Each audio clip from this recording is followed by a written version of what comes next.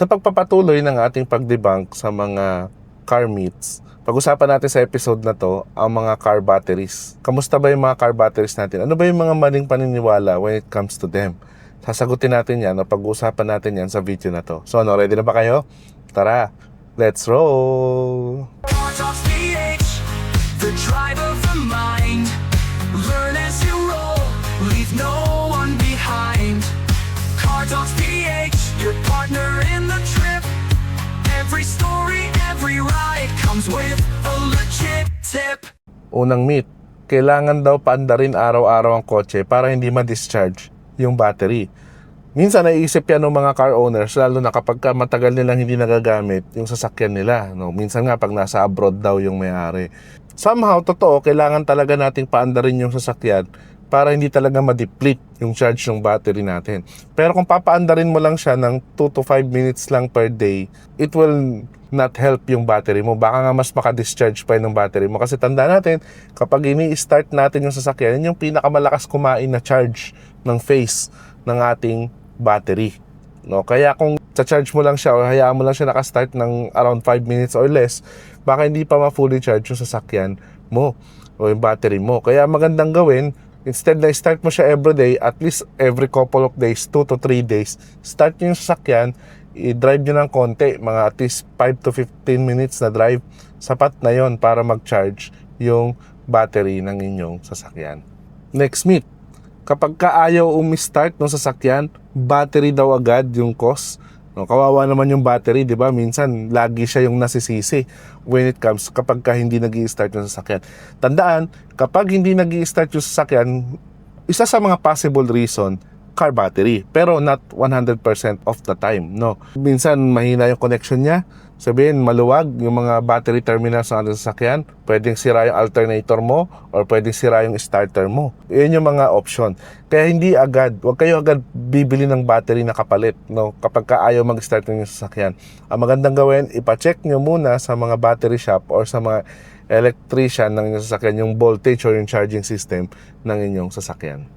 Next myth, kapag mas malaki daw yung battery, mas okay. Totoo guys, ang bawat sa klase ng sasakyan, meron niyang nire-recommend yung manufacturer na battery size at rating. No, madalas na may measure yan sa CCA, cold cranking amps. So iniisip ng iba, lalo na ibang mga mekaniko, lakihan mo na lang yung battery mo para wala kang problema, mas marami kang reserve, hindi maubos agad. Hindi laging ganun guys. Bakit? May mga reason. Halimbawa, yung battery tray ng sasakyan ninyo. Pag nagpalit kayo ng mas malaki, dahil nga hindi yun yung recommended ng manufacturer, ang ending, baka hindi siya magkasya, hindi nyo ma-fit. Pangalawa, dahil nga mas malaki na siya, mas malaki na yung sinacharge ng inyong alternator, baka ma-overload yung inyong charging system at pwedeng masira ang alternator ninyo in the long run. Kaya kung nasiraan kayo ng battery, kung anong size lang yon at ano yung CCA nun, yun na rin ang ipalit ninyo. Hindi pa kayo napamahal, di ba? Next myth, habang umaandar daw yung kotse, hindi na nadidrain yung battery. O tanda natin, madalas naman talaga ganyan. Pero may mga case talaga na paano kung nasira yung inyong alternator? Biglang hindi na nag-charge yung inyong battery. So running on fumes na lang kayo dyan. Anytime, pwede na kayong tumirik sa kalsada kapag ganun yung nangyari. Kaya anong pwede mangyari?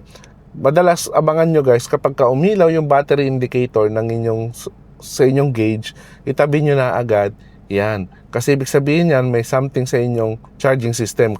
Next myth, okay lang daw na madalas nalolobat yung battery basta ipapa-charge mo lang na ipapa-charge yan.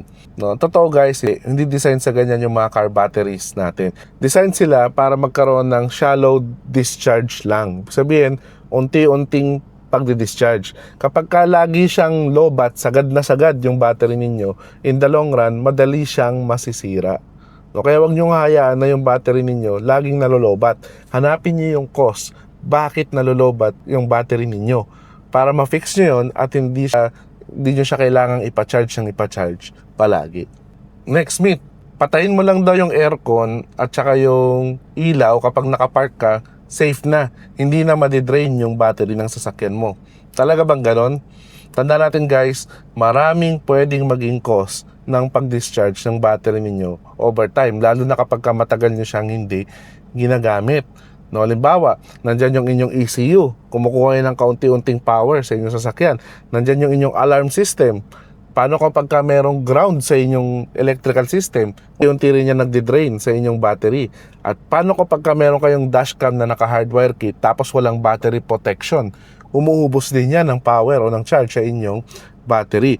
Kaya kapag ka ilang linggong nakapark yung inyong sasakyan, pwede pa rin niyang malobat kahit pa sabihin mong patay lahat nung akala mong patay no merong umihigop. Kaya the best talaga from time to time, lalo na kapag ka nakapark na matagal, paandarin natin yung sasakyan natin para ma-charge yung ating battery system. No?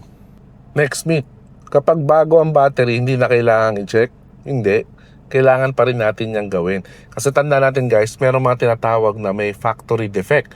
So maring okay siya pagkabili mo, after ilang linggo or ilang months, tapos sisira na siya. Kaya kailangan nyo i-check yan para makuha nyo, para yung mahabol nyo pa yung warranty ng pinagbilan ninyo na battery. Tapos, syempre, minsan nandyan din yung mga terminals, dumudumi, baka nag-uumido. No, kailangan din nating linisin yan from time to time, kaya kailangan nyo i-check yan. Kailangan nyo rin i-check kung mahigpit ba yung mga terminals ng inyong battery. No, minsan from time to time, dahil sa vibration, minsan lumuluwag yan. O, ayaw nyo naman magkaroon ng hassle na mamatayan kayo in the middle of the road dahil natanggal yung battery terminal ninyo. Ano pa? Siyempre, chinecheck nyo rin yung voltage. No, dapat regularly yung chinecheck yan, lalo na kapag ka medyo luma na yung sasakyan ninyo. Kasi kailangan minomonitor nyo yung charging system niyan.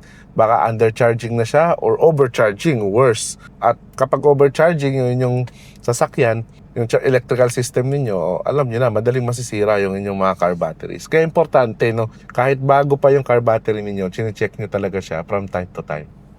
Next myth, mas tatagal daw yung battery kapag hindi mo ginagamit yung kotse. Maaring may sense nga naman, di ba? Kasi yan naman yung rule of thumb natin, kapag di mo masyadong ginagamit, di siya masyadong naabuso. Pero hindi yan ang totoo sa mga car batteries. Yung mga car batteries natin guys, design yan para mag-hold ng charge, mag-discharge at recharge. Tawag doon charging cycle. Para sa mga cellphone natin, di ba, kapag lagi nating nilolobat, madali siyang masira. Kaya gusto ng battery natin, regular silang nagagamit, regular silang na-charge. Kaya kapag lagi ka nakapark ng mas matagal, nagsha-shallow discharge siya at lagi siyang nalolobat, mas mabilis siyang masira. Kaya gamitin nyo lang gamitin yung mga car batteries ng inyong sasakyan guys. Huwag nyong tipirin yan kasi design talaga yan na gamitin sa ating mga sasakyan. So yun guys, yung mga gusto kong i-share sa inyo na mga maling paniniwala when it comes sa ating mga car batteries.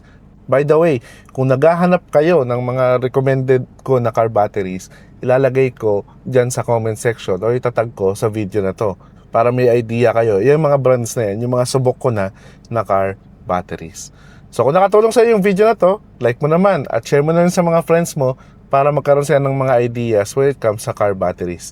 At syempre kung hindi ka pa naka-follow or naka-subscribe kay Car Talks PH, click mo na yung subscribe button at follow button para updated ka palagi sa mga latest happenings sa ating channel.